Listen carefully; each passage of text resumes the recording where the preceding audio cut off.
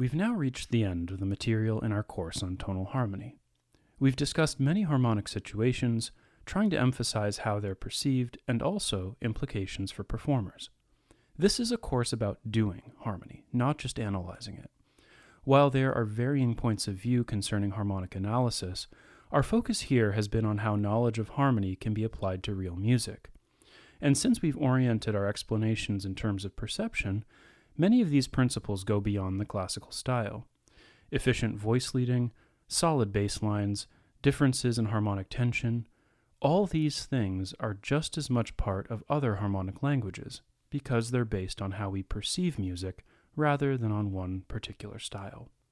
To conclude, we'll underline just a few key notions that lie behind all of our work here.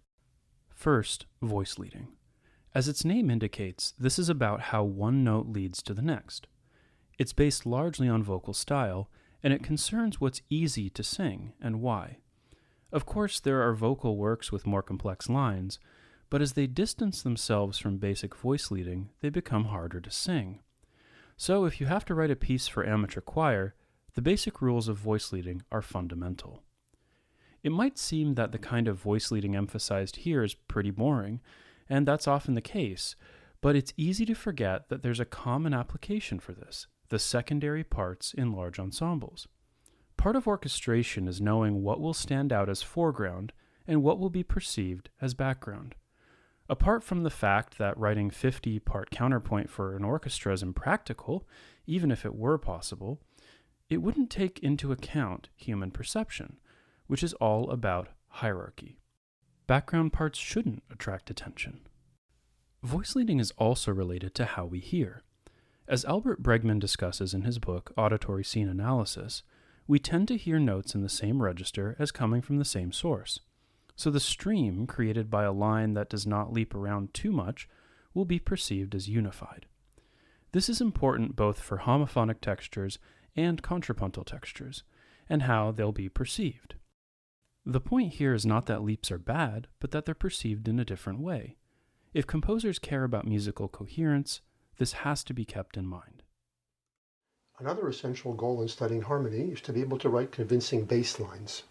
The counterpoint between outer parts is a huge factor in musical interest and direction.